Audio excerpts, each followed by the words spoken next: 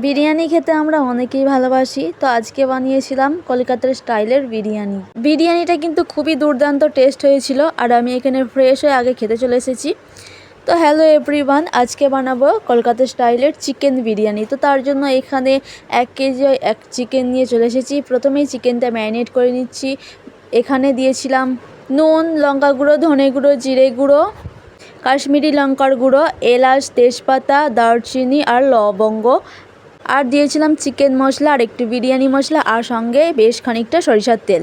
তো এইগুলো দিয়ে খুব ভালো রকম ম্যারিনেট করে রেখে দিয়েছি আমি কিছু আধ ঘন্টার মতো। তো তারপরে এখানে আলুগুলো রেডি করে নিচ্ছি।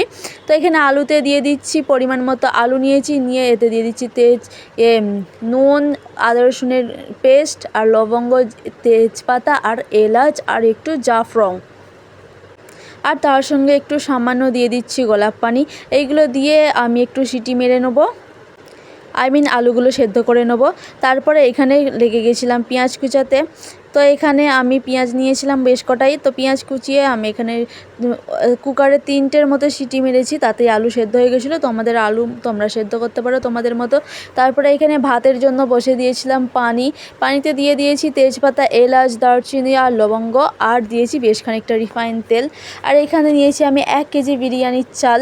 তো তারপরে পানিটা বেশ কষকষে গরম হয়ে যেতে দিয়ে দিয়েছি চালগুলো তুলে।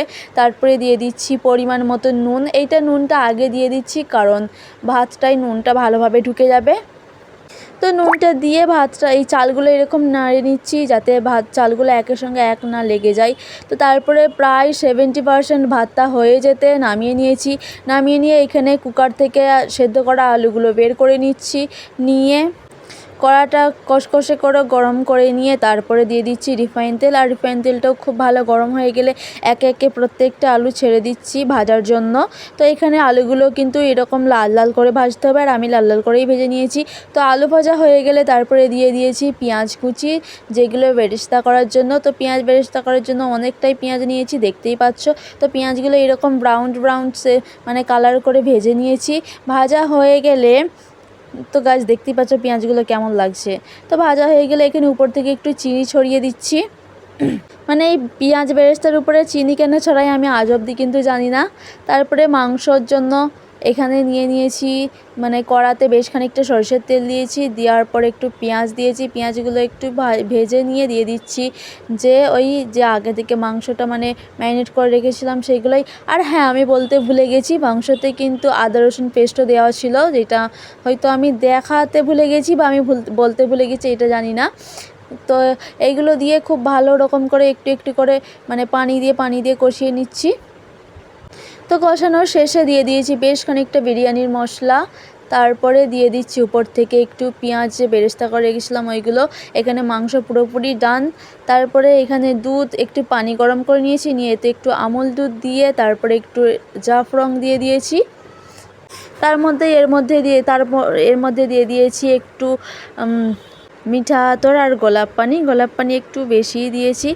তারপরে এই দেজকিটা বিরিয়ানি করার জন্য বেসিক্যালি আমার মা কিনেছে।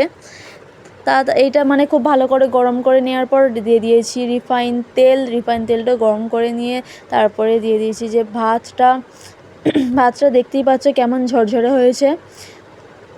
তারপরে তোমরা কিন্তু এরকমভাবেই ভাতটা আগে থেকে নামিয়ে রেখে দেবে, তবেই এরকম ঝরঝরে হয়ে যাবে।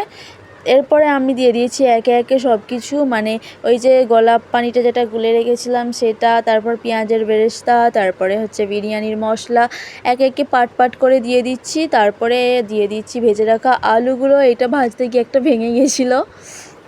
তো আলুগুলো দিয়ে এরকম টুকটুক করে সাজিয়ে দিচ্ছি। সাজিয়ে দেওয়ার পরে যে মাংসটা কষিয়ে রেখেছিলাম, গাইস দেখো খালি মাংসটার কালার কেমন এসেছে। তো এখানে পুরো মাংসটা এরকম তুলে নিচ্ছি, নিয়ে এই যে তেলটা আছে ওইটাও দিয়ে দেবো। সবটা দিয়ে দেওয়ার পরে আবার দিয়ে দিচ্ছি এর মধ্যে ভাত, সেকেন্ড পার্ট। তো এই ভাতটা দেখছো কত ধোঁয়া উঠছে, এখনও কত গরম আছে।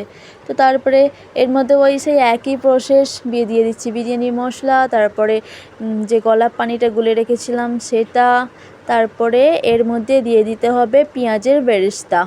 তো এখন পুরোপুরি কমপ্লিট হয়ে গেল, আর কিছু করার নেই। তো তারপরে এর মধ্যে দিয়ে দিচ্ছি ঘি বেশ একটু। এটা হয়ে গেলে তারপর রেখে দেবো প্রায় 20 মিনিটের মতো লো আঁচে দমে রেখে দেবো। তো দেখো গাইজ আমাদের দমে দেওয়ার পর ভাতটা কীরকম ঝরঝরে, জাস্ট ওয়াও ওয়াও ওয়াও হয়েছিল। আর খেতে এত দারুণ হয়েছিল যে আমি কি বলবো, বলে বোঝাতে পারবো না। এখানে মানে রেডি করে নেওয়া হচ্ছে খাবার জন্য, আর আমি দেখাবো বলেও রেডি করছিলাম। তো এখানে দেখতেই পাচ্ছ ভাতটা কিন্তু কতটা ঝরঝরে হয়েছে। তো তারপরে এরকম স্যালাড কেটে আমি কিন্তু এরকম সুন্দর করে রেখে দিয়েছি।